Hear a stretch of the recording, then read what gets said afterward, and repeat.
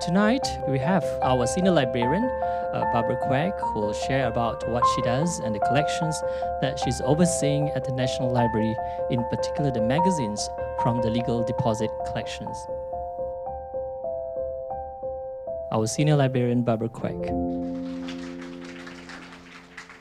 Hi everyone, thank you very much for coming and making time to come for this sharing session. Okay, this will be the outline of my presentation. About the provision of content and services, this is basically what I do in this division. And then the second part is to introduce our legal deposit. And then on the publication SG, which is actually our catalog that we showcase the legal deposit collection, where you can search for materials. And of course, for the main topic of this tonight's presentation is actually on the inaugural issues, the first issues of serial publications. And then of course some things that we do when we collect, what do we do with these things, So may I just have a show of hand, who are publishers here, if you don't mind me asking? Any of you publishers?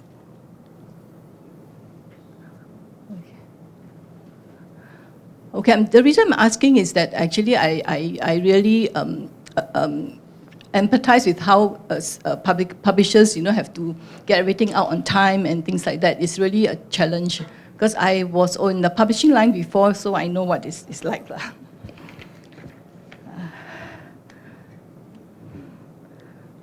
Okay, content and services. This is what, to come into this world of librarian. Okay, maybe let me just share a little bit on how I actually come into this world. I was in the publishing line for a while. I was in the Ministry of Defense, working with the Pioneer magazine for a few years, and thereafter I went to join the Singapore Command and Staff College to do the Pointer Journal. It was quite different. from magazine publication to journal publication, it was quite different.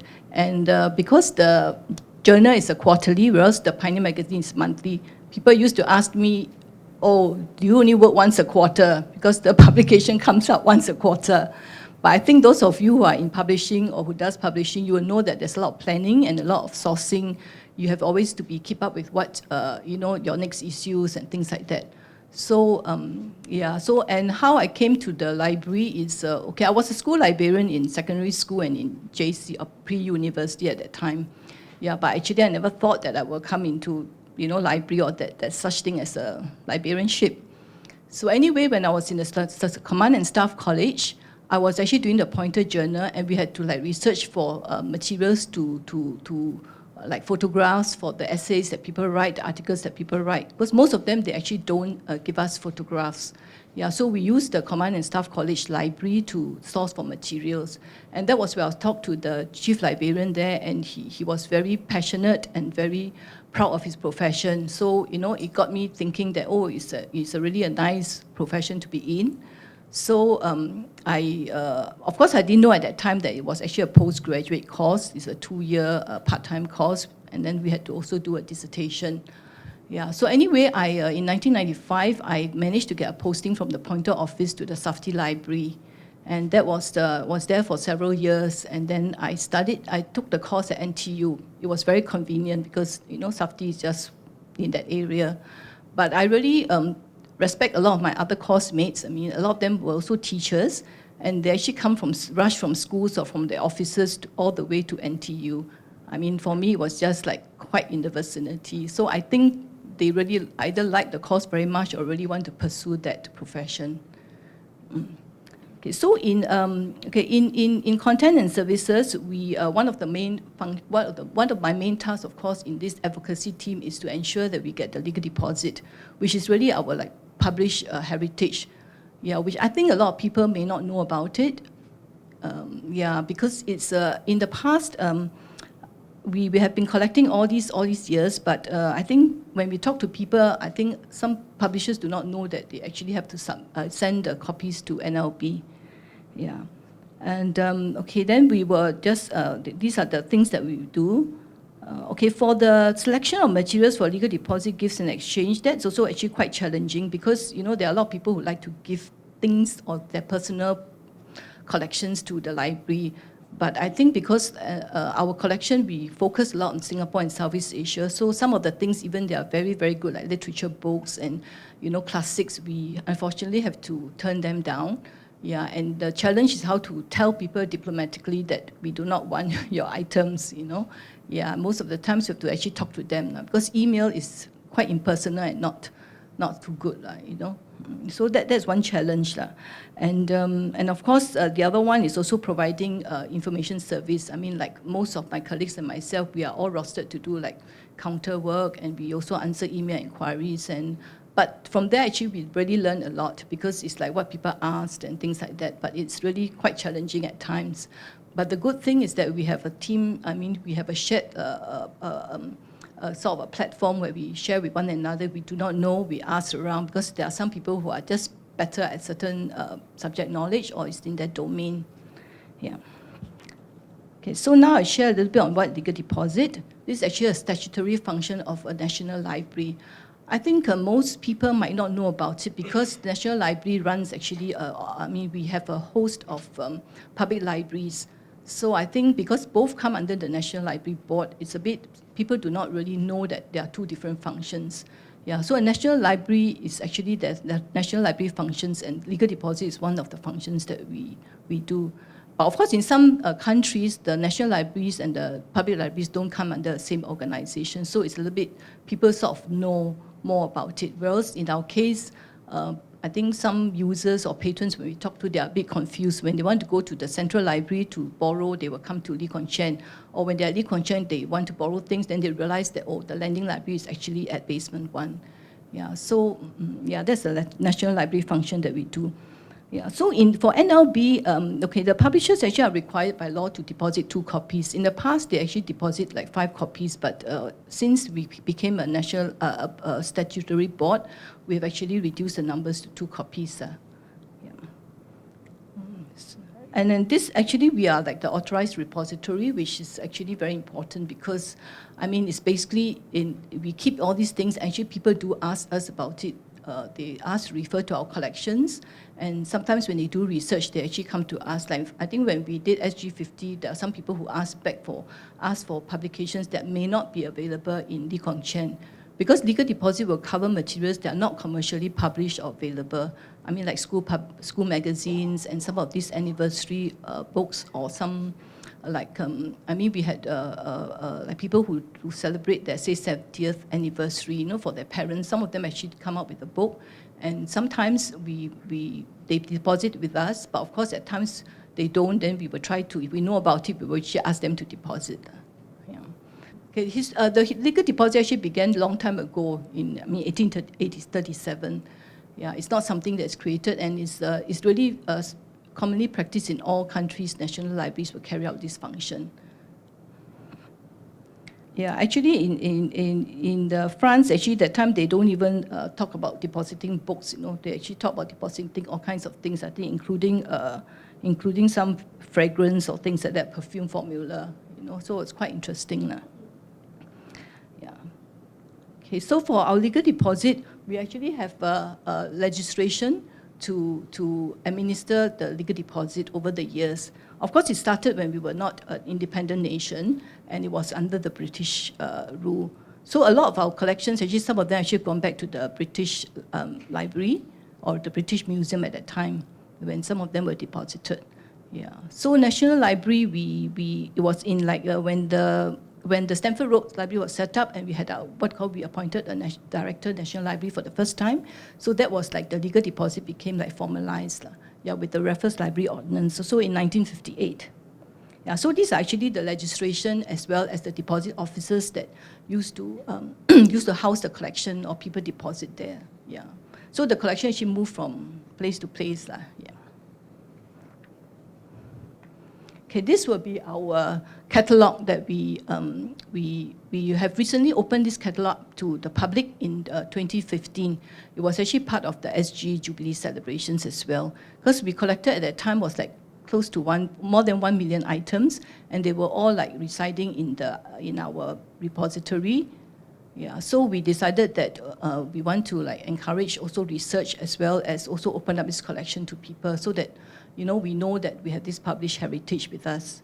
Yeah, so this is actually the catalog that is dedicated to this. But of course, you can still search for it in, okay, if you come to our main page in the NLB catalog, you can actually look under Singapore publications, which is actually the legal deposit collection. But of course, if you just search under the NLB catalog, you will find, if you find the items that they list the items where they are available, if let's say they are available in other libraries, it will be shown. So you know that this particular title do not, we also have like we have more than 2 copies, so we also have copies maybe in the public libraries or maybe in the Lee Kong Chian Reference Library. But if you only find a title that says publication SG, so it means that it's only a legal deposit item, and then you will have to, actually retrieve it from that collection. So this is the deposit form. If you click on the publication SG to like say reserve or ask for the items, it will bring you to this a reservation form. Yeah, so of course there's a charge for that, because we have a retrieval cost, there's some administration cost involved.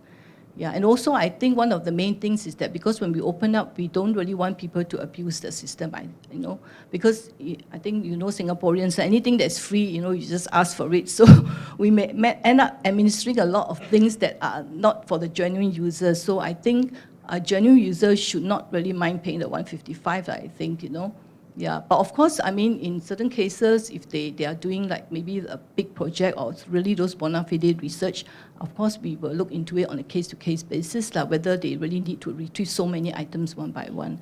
Yeah, I think we had a lecturer who asked about it in case the students want to like do some project work. Yeah, so of course, but for just a public user, I think the charge is also consistent with what we practice in the public libraries, where there's a reservation cost for retrieving materials. Yeah, even when you want to like pick up at a different branch from the branch of location. Okay, yeah. So this is the room that they consult when they come to when they reserve the items. They are informed that the materials are ready and available for their consultation. So this is actually the room that they use. Yeah. So it's actually monitored.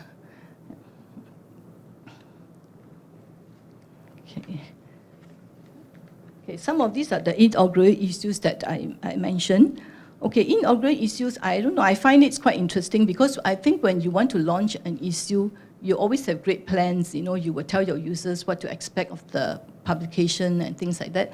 But it's sad to say that sometimes the publication ceases and then it discontinues because of various challenges, Yeah, so that's a bit tough, So I always like to read the editorial because it's like what the publisher's telling you that you can expect, what you look forward to in, say, forthcoming issues, or what you look forward in the pages of the magazine, Yeah, so it's a lot of expectations. Yeah, it's basically their plan when they want to launch something. It's always very exciting. Yeah. So, okay, the one I want to highlight is the Temasek title. Which there's an interesting article on the violin market, something about the cost of violin that is unlike say art or paintings, they do not fluctuate as much. Because he quoted an example that says in 1961, but the violin Stradivarius was actually sold for £8,000, but like 20 years ago it was still around that kind of the cost is the same. Okay, so actually for my NLB colleagues, if you look at the name of the contributor, it's Koh Xiao Di. Maybe you can draw some link to who he is. So, okay, then there's other one. This is a VIP title. Okay, when I first looked at that, I thought it might be that prestige title, that may have changed from this VIP prestige to prestige. So sometimes I think when we use the titles, it's also quite misleading, So like for serial publications, I don't know why not every publisher asks for a serial number, international standard serial number. Actually, I think that is better because when we want to do a search, it's more specific. Because some of these titles, they are so generic, like Prestige, or some women's weekly or women's magazine, you will get tons of records that are being retrieved, and then it's a bit difficult to find whether it's the correct one. Yeah, so titles are a bit, I think use of titles is quite interesting because sometimes they change titles and they change it so differently we do not actually cannot link them. Yeah, so one of our lecturers at the course on serious cataloging, he always says that, oh, publishers, serials cataloging is a nightmare because sometimes people just change titles as and when they want to, or change the frequency, say from monthly to bi-monthly without realizing, like, sometimes a bit, if you want to, let's say, bound in issue, it's also a bit of a problematic case, or they change the size, for instance, so you can't even bind that same year together. So I suppose changes, sometimes they change for the better or whatever, but I think it should be consistently changed with proper planning. So you don't change like in between issues and things like that. Yeah, and of course sometimes they combine issues and they don't really tell you that it's a combined issue for this particular month. Say they decided not to publish monthly for whatever reason, they combine two issues. They don't tell you either. So sometimes, when you look at it, you're not too sure what it is. But the more information we can get, it's better because then we can actually reflect it in the catalog record with the correct linking notes. So they will tell you what is the former title, what is the title that it has become now, and things like that. Even change of so the record will actually reflect correctly if the publishers give us the correct data when they change, publishers. Yeah, so this VIP was quite interesting because when we talk VIP, my first impression of VIP must be very important, like circle of people, very prominent people, but apparently what they say is no, everybody is like a VIP, so it's not really a VIP in the sense that when you sort of look at it like what we know, Yeah, so that's why he said they actually say that in this inaugural issue they want to bring very important persons, but they didn't actually say that they are prominent people, which is quite different from now the prestige magazine that you see. It's usually people, socialites or people in the kind of circle, where the financial circle or whichever area that they are very prominent or outstanding, or social circles they are in. Yeah, this one is a new directions. It's quite interesting because you see they even put as a manifesto, in the inaugural issue, like what they want to do in this publication, like a manifesto. So it's quite interesting, and they actually cover things on like the interesting article. If you can look at it later, is about MNCs, that when it was at the time when we worked a lot with. We had a lot of MNCs and all that. So what they say is that actually they should be partners, when we work with MNCs, we should actually partner them. And it's not as though we are, inferior in any way. It's a partnering kind of thing. Yeah, and then there's also an interview with Lee Kun Choi. So this is like a kind of research kind of title that people look at. Yeah. Okay, then this one is more on like titles. Like I said, titles are quite interesting because sometimes we try guessing, okay, this title, what does it mean or what it show? So I think National Pioneer is quite clear what it is. It's a national kind of publication and it's like first, pioneer kind of thing. But I think if you look at it, National Pioneer will never relate it to the Singapore Armed Forces. I think I wouldn't, to be honest, because it's nothing to do with soldiering or national service, Yeah, but of course over time, because it has sustained itself until now, so people know that it is Pioneer magazine is the Singapore Armed Forces magazine. So sometimes, the name becomes like, what it is because it sustained and then it continues and people identify with it, Yeah. So so this is the first issue of the National Pioneer, which has now become Pioneer. I guess when people know what it is, they can take away the word national. They know that it's a national magazine or it has national kind of implications. Yeah, and then the other one, the gay student, at that time when it's published, I guess, the gay student is just read literally as gay meaning happy, So the magazine, they tell you that, it's to make people happy, want people to be happy, So, you have to be happy, and then they give you a lot of recipes how to be positive and think happy. But of course, in this context, at this time, you won't want to use the title, the gay student, because it will give you a different kind of connotation. Yeah, so I think quite interesting. For choosing titles and what it will stand for. And I think it's very important to choose the right title because you don't want to keep changing a serial title, right? You want something that stays, to become recognizable, become like a household name in that industry or in that field. Yeah.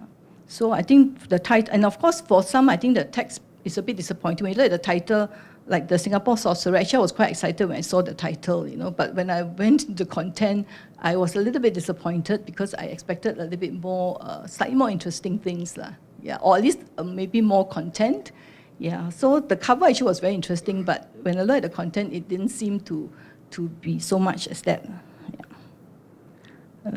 Yeah, there's only one interesting article I thought, but I didn't try it out. Like it says telepathy with cards.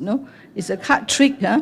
They say that when you perform it well, it is impromptu. You do it impromptu. No preparation is necessary. Sounds so easy, right? Yeah, and then they say the essential requirement is just the knowledge of calling and forced reshuffling. You know how you match the number and turn. But I haven't tried it. I look at it. I didn't think it was so easy. Okay, I think for some people they don't even know how to shuffle the cards properly. So I'm not too sure how it worked out. Okay, these are just a sampling of the kind of materials we have, that we have collected over the years. And these are actually the newspaper formats. Yeah, there are most of them in the 60s, and I think that's the time when I suppose newspaper format kind of publishing is quite popular. And they also, because they don't publish in like color, usually black and white, so the newspaper tend to be like the format. A lot of students' magazines actually, on students' kind of reports or students' magazines were actually in this format during that time. Yeah, maybe it was also less demanding, was easier to publish. Yeah. Then of course we have these arts publication, arts and entertainment. Okay, the one that's in the there's one in the title of the. There's one story that says it's Paris Burning. I think it's talking about the film, and the film in one of the publications. Yeah, that's the one I think is in the cinema news. That was actually the publication by Cathay Cinema when they broadcast some of the shows that are coming and things like that to sort of let people know in advance what to expect. Yeah. And the one in the film area is quite interesting. It's actually there's the write-up. There's an article on Elizabeth Taylor. I'm not sure how many of you know who but those people in my generation would know who she is okay. But in that particular publication, she was only 18 years old. And that was her first marriage. And she was only 18 and she married this guy, 23, Conrad Nicholson Hilton Jr., who was the heir to the Hilton chain of hotels. Okay, so over time, she actually had 8 marriages.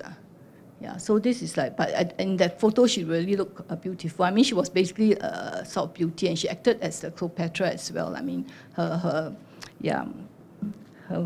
big role was one of those in the Cleopatra. Yeah, and then these are some of the research articles, research journals. These are more substantive content. They are more like more substantive articles where people actually use as research. Yeah, so like in the Singapore Business, I think they covered this write-up on the MRT, and the title was quite interesting. It's the Eeny Meeny Miny MRT. That there's really no way out. We need to have an MRT to get out of the traffic problem. Yeah. So and then in the other one, the On-Site magazine, there's a port story on the PSA gateways to overseas market. Yeah, and then also it covers, I think, the indoor riding school that was built. I mean, it was the biggest in Southeast Asia at that time. Yeah, and then in the construction and development book, there's also write-up on some project features on the International Plaza. How his concept and things like that. So these are more for people when you want to research onto some buildings or some history on the buildings. Yeah, and then other kind of books like the RELC one would be on the language Use the language in council. Yeah, and then we actually have 2 nurses' journal at that time. This is just one of them, the one that's published in 1967. Yeah, there's also another nurses' publication. Yeah, it's for like the profession of nurses. Then we have others will be like the interest type, the sports and things like that. Yeah, so we have the one on Go, which is of course football, and then there's jogging, golf. I think the only one was quite unusual is water ski, because we never associate Singapore as a water ski place. So that's quite interesting. Yeah, and the one on the teenage one, I think they mentioned about the movie of that time when they were going to screen the Shakespeare Romeo and Juliet. So they actually featured the little bit write-up on the story and about the 2 stars who were actually shortlisted from among like 350 British youngsters. Yeah, and that was like their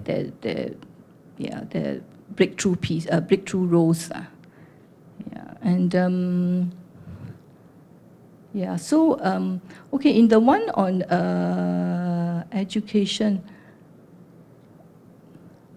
quite interesting. The one on the teenage, those school one, the magazine. They actually tell you how to impressions, the art magazine.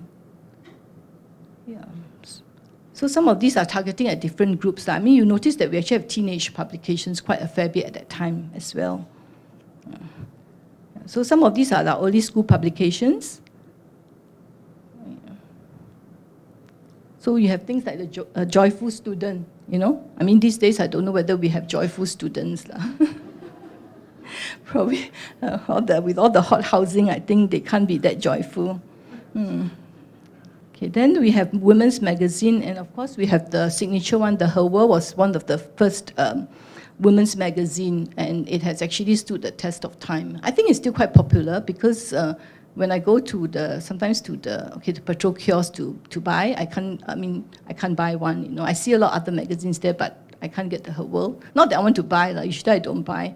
Yeah, but when I go to the hairdressers on the few occasions I go to, I always ask for the Her World, but I seldom get the latest issue of the Her World. They either give me a back issue or they give me some other titles. Yeah, but I find the Her World is a bit more substantive than all the other magazines. I mean, at least at the current stage. I don't know, but I guess this is also a personal preference. But to be honest, the Her World has actually stood the test of time. It has actually, of course, it started as a fairly big publication. If you look at it, it's really the one in the center with the saris in the center spread. Yeah, so it used to be quite big, that size. But of course, I guess it's not a practical size to carry around. They probably realized it later on. It shrunk. Yeah. So then we have the other women's magazines. Okay, so just to show you some of the Her World, quite interesting is this inside Her World. Okay, the lady there is actually Amy Wee. I don't know how many of you know, but during her generation, that time, she's really like a household name in the beauty world. She was a beautician. Yeah, and she wrote about her trip. I think because she was a beautician, she actually went on this trip to New York, to London, and to Paris and Japan. And I think she was quite brave because she sort of took rides, or she met people and then she just take rides from them, even though her husband warned her must be careful. So and I think she related one incident where somebody actually took a revolver. So I'm not sure how true it is, but she was very cool, calm, and collected in the exact words that she wrote. And I think that guy was very surprised by her kind of reaction and actually just sort of left her. Yeah. So and she spoke about all the different. When she went around the different countries to look at to study beauty and the counterparts and things like that. Then she realized that she was saying that if you can't just take a course on, say, hairdressing or something, they will make you do beauty care. They will make you do some. You have to study hygiene and things like that. And even if you just want to do eyebrow, specialize in some eyebrow thing, they still make you do the whole works. Yeah, and she said that in Japan they actually have a lot more beauticians. She said that there are as many as 200, whereas in the whole of Singapore and Malaya only 20. And but of course when she came back, she said actually you don't really have to go there to do. Singapore is just as good But when she was asked, she said she would still go if she's offered again. Offered to go. Yeah, so it was quite interesting, and I think the article title is quite interesting, Beauty and Some Wolves. So she actually talked about meeting bees and wolves, and quite interesting. I think the article was quite interesting. Yeah. Then there's this other one. Okay, there's this one is inside Her World. There's this matchmaking. It's called Love Game in Matchmaking. So they present the who do you woo quiz. About these are actually real people, real couples. They are either seriously dating, going steady, or they are actually engaged. So they will give you the likes and dislikes and things like that. So you're supposed to look at it and then to try to match the right one, the right guy to the right girl. Yeah, so they would ask you things like, do strong men need mothering? Do opposites attract? What is the chemistry of romance? Can you spot it? Yeah, so they'll give the answers in another page. I was trying to look and see whether there are prizes, but I didn't find anything. So not sure, maybe it's just a fun thing, but there isn't any prizes. Yeah, so this is quite interesting. I mean, the photo was quite interesting, I thought, and then the questions were, of course, there. Yeah. Okay, this one, this one was interesting because it's about they were talking about women teachers. I think there's these guys who say, how can these women teachers expect their students to concentrate when they are so distractingly well dressed? And then so the reply from one of them is that one of these distractingly well-dressed teachers, in self-defense, she said, although our main job is to teach, but there's no reason why we should drag around in rags, you know. Yeah, good grooming gives me more confidence when I face my class and the children respond more readily. So it was quite interesting, I thought, yeah. And then, and also they wrote that at the beginning of an academic session, one sees a whole range of new creations which students have accumulated over the long vacations. But when the exam looms into view, the outfits, all these trim, eye-catching outfits give ways to sloppy jeans and slippers and comfortable samfus. Yeah, so and it's interesting that if you see right on the top, they actually come in, most of them like different, different cultures, they come in like, you know, in their kabayas, the Malay will come in kabayas, and the ladies will come in either cheongsam or samfus. Yeah, then occasionally, of course, they wear the Western frock, you know, but it seems that they usually dress in their national attire. So I think that's quite interesting, lah. I guess these days nobody does that anymore, lah. Yeah, but actually it's quite nice, I think. Only the children do it for Children's Day now. No more, the teachers or the students don't do that anymore. Yeah. And then I think it seems that the men at the Teachers Training College, this was a Teachers Training College at Patterson Road at the time. Yeah, so they say that they all agreed that the Teachers Training College girls spend more time and money on their appearance and are more presentable than the university students. And it seems that the analysis is that they are better dressed than uni girls, and the art students are better dressed than medical students. I don't know, maybe is it because they have more time, or they're more, I don't know, maybe they have more time to date or what, I'm not sure, because, yeah, so it's quite interesting. This one is on the automobile one, the automobile sports. Yeah, it talks about, of course, new cars in the markets and things like that, but interestingly, there's also this article on the former Old Ford factory, which, I mean, you all should know now because there's a new gallery being opened there. Yeah, so this one was actually it seemed, I mean, it was before it moved to Bukit Timah, you know, and then it used to be housed in Robinson's Road. They actually showed the former office there in the bottom picture. Yeah, and of course this place has historic and heritage value because that was where the surrender took place. Yeah, and one article that was, I mean, they also mentioned about this comfort revolution, because as you know, the air conditions used to be like a status symbol for the wealthy, and then this magazine now reports that it has come to stay. But the thing interestingly is it says that the day is not far off when buses and taxis will be completely air conditioned. I think it took quite a long while before the taxis and buses were air conditioned compared to cars. But at that point in time when it was published, yeah, he said that not long, not far off. I think he was a little bit wrong now, because it was longer than that, I think. Yeah. Okay, this one is quite interesting because I don't know the title, like I couldn't make out what it is. Okay, I'm not sure what it is. I couldn't really find a meaning to it. But it was, I mean, it's interesting that they just use the acronym, right? Basically, they are just telling you that it's a magazine for anybody and from all walks of life. That's why they say scholars love it, you know, the clerks, you know, cherish it, housewives relish it, orators digest it, lawyers advocate, you know. Yeah, so it's quite interesting that they use the acronym. Yeah, and then inside there's a story. I think they have something for housewives, like what they should do, what they don't need to do. Yeah, so it's actually for people from all walks of life. So it's like everything. Yeah, so they have the joke page. I think somebody asked, I think from that page, you know, for laughter, like how do you like do parachuting? They say very easy, just, you know, from the top down, basically. You just start from the top and then you go down, you know. So like all these are just for laughs. Okay, this title, this is a title that I thought was quite interesting because this was published in 1924, 23 or 24, yeah. I think this one, it really talks a lot about the profession of architects, you know, something that what they do is like, I mean, in the foreword, when they launched this magazine, they just want to clarify that architecture is like really art and science, you know. It's like more than just aesthetics, and actually good architecture should really have not just the aesthetic, but it should, like, you know, be very, it should actually be really a good building, in that sense. It has like must be soundly constructed, because I think we know that there are buildings here where they're go for the aesthetic, and in the end there are a lot of like maybe water issues, because they think that this look nice, that they build it in this way, but actually they never took into consideration the kind of tropical rains that we have. So sometimes the aesthetic, didn't take into consideration the environment as well as the kind of building materials that they use. Yeah. So I think he mentioned that he actually highlighted buildings like the pyramids, Taj Mahal. He says you only have to record feelings of beholding these kind of buildings to experience what true architecture should inspire. Yeah, they use this as the model example.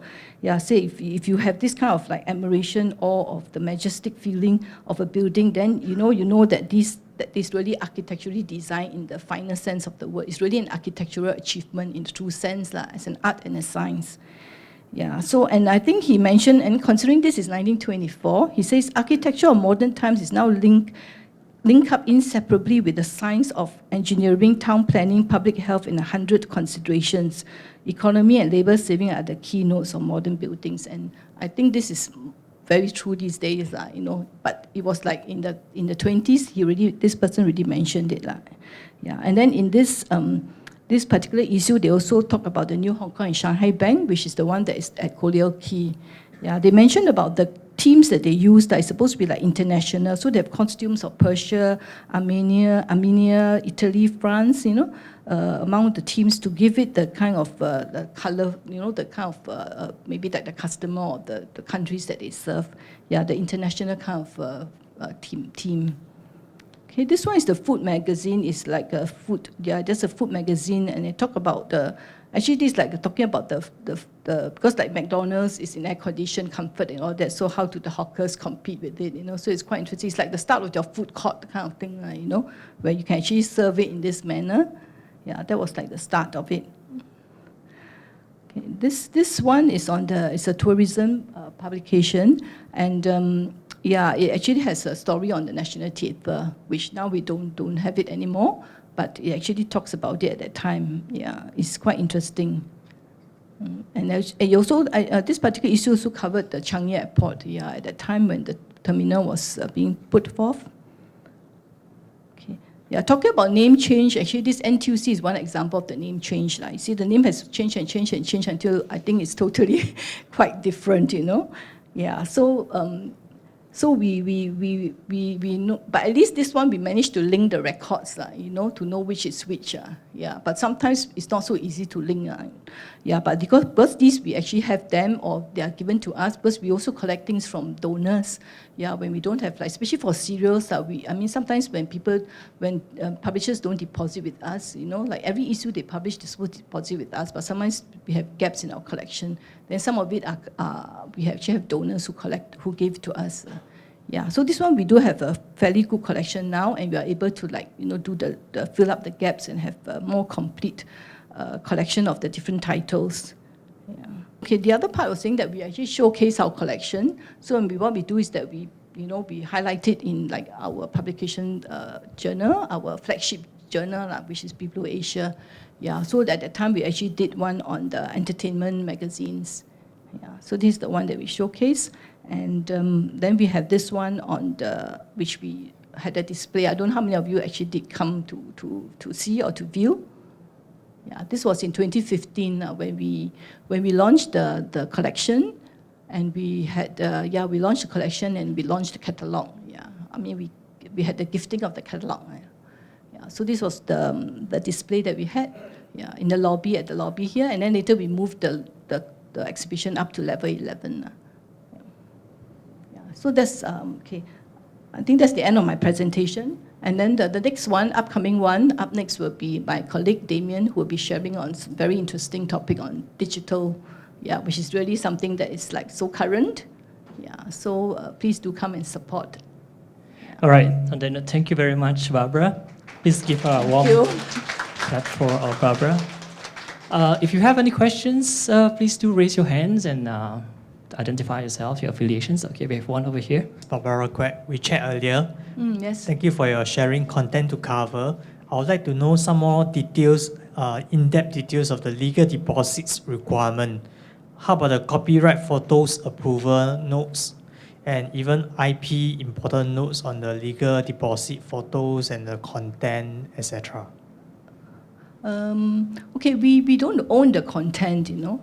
Yeah, the titles or the copies are deposited with us, but we do not own the content. Yeah, so if you want to use any of the materials or the photographs from that particular issue or particular book that is in our legal deposit collection, you still have to get the copyright from the publisher. Yeah, and even the publisher, if it's photographs, it might not even belong to the publisher. It could even belong to a commissioned photographer who has the rights to the photos. Yeah, same like when we have this the database newspaper SG. You know, we provide the access to the content, but we do not actually own the rights to the photos. Yeah. Just a curious question. You have collected a lot of publications over the past few years. Just exactly how big is this collection? It's now about 1.3, just slightly over 1.3 million. Yeah, million items. Wow. Of course, 70% of it would be like serials, because you know serials when you publish, if it's a weekly publication, it will every issue you're supposed to deposit. Publishers supposed to deposit with us. Yeah, so if it's monthly, that means we have 12 issues a year. Wow. Yeah, if it's like weekly, we have 52 issues. Then how do you or where do you store this such a huge collection? Okay, we store it at our Changi warehouse. Yeah, it's in the we store them in like archival boxes that have that will like sort of preserve it better. Like it's not just like left there.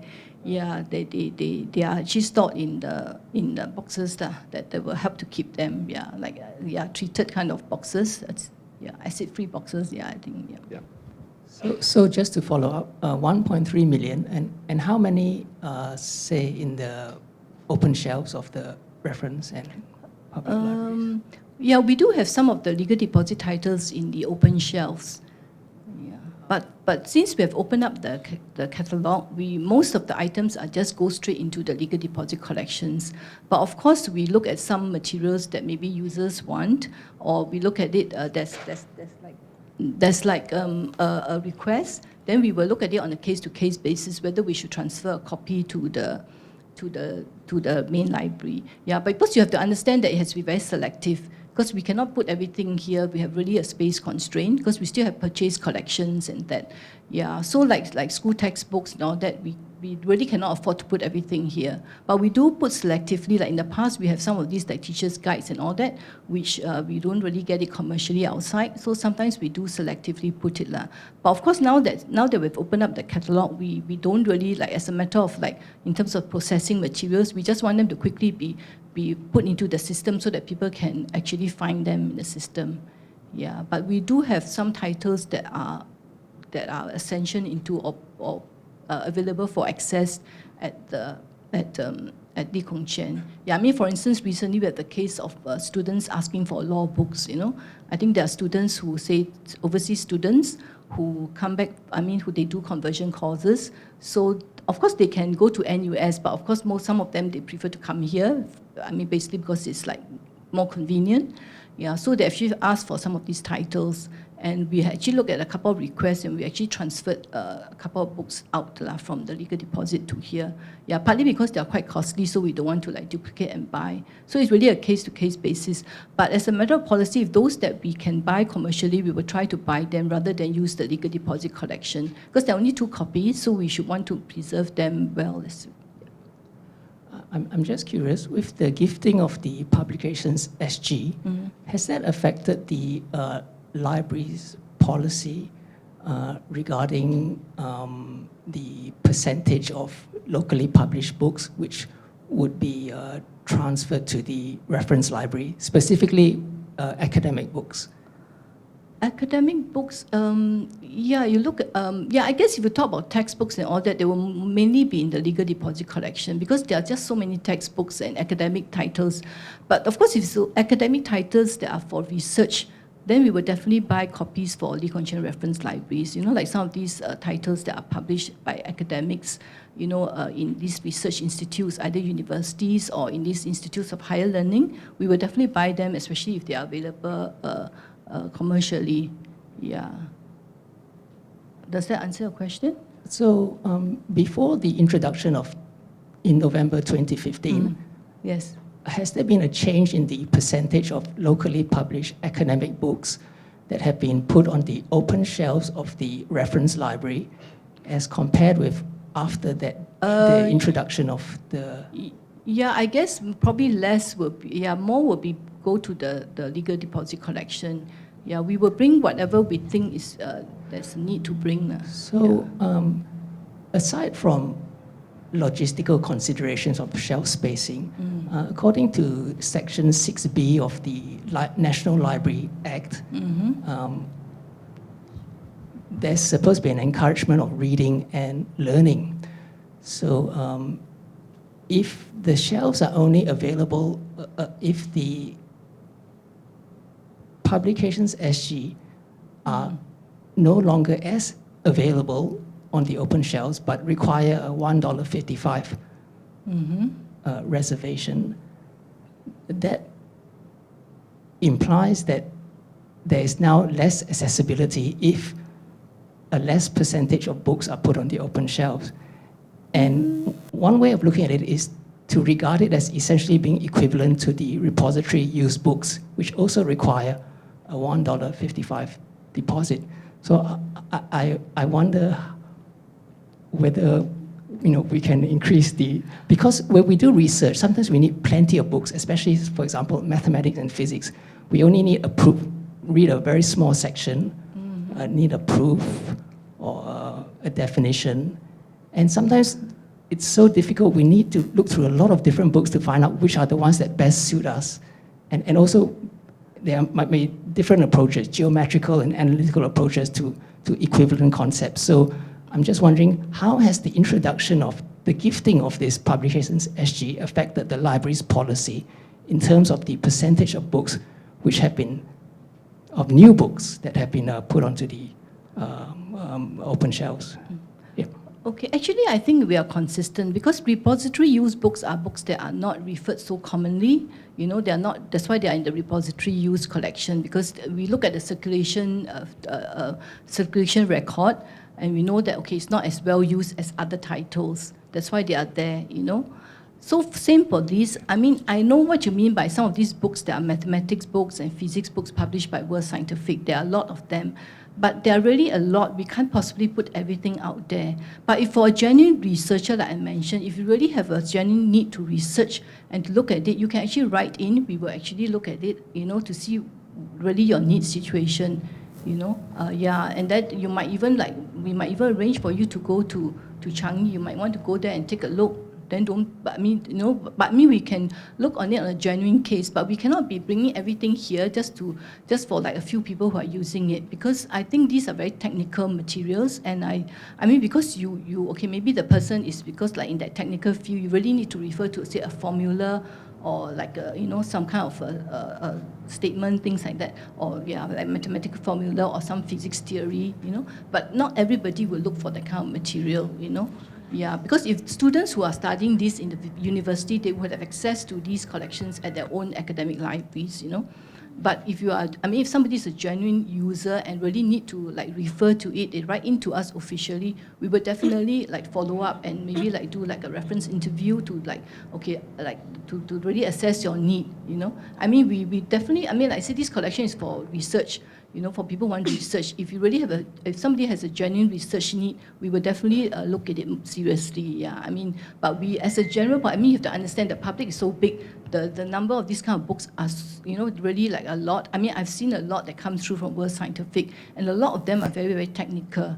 Yeah, even some of the medical books that they publish, not just physics and maths. There are a lot of medical books they publish. They are really very detailed, and it's not for the common person or people who just access it. It's really for somebody who wants research, into it.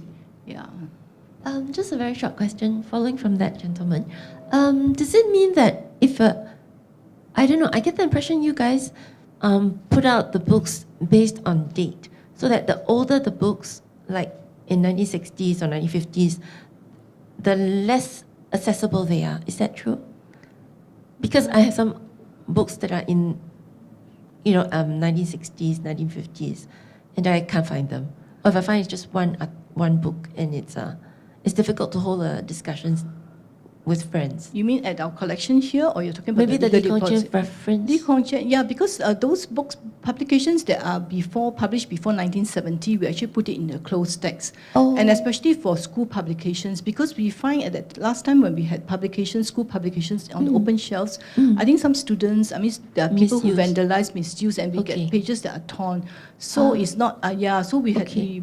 so that's why we decided to put, even though they are not, like, even if they are published even after 1970 for some school pubs, we actually put in the closed text. But you can still request for Access it. the closed Yeah, text. and then if if it's troublesome to ask for it on the daily basis, you can actually write in to say that you want to, or when you come, you say, okay, for the next 1 week, I'm referring to this title. Can you just put it aside for me? I will Okay. be referring every day, so you don't have to fill up a form again every day. Yeah, it all depends. If you communicate your need in a Sure. way, then we understand. And we of course will try to meet your need more specifically. So it will be in the closed text. Yeah, which it's the are- closed text. Which are in the Changi No, warehouse. the closed No, texts are actually here. here. Yeah, if you see a reference closed collection, it's actually here, but it's just that you can't take it from the open shelves. Our staff would need to go to the 12th floor or 13th floor to retrieve, depending on what collection it is. Okay. Yeah. Actually, it's not really textbook. It's like my favorite author, which is like Viktor Frankl or Houston Smith. I just can't find them anymore. Oh, is it you can't find them anymore? At That the one- most, one, and then it's very hard to hold a discussion with just one book. Yeah.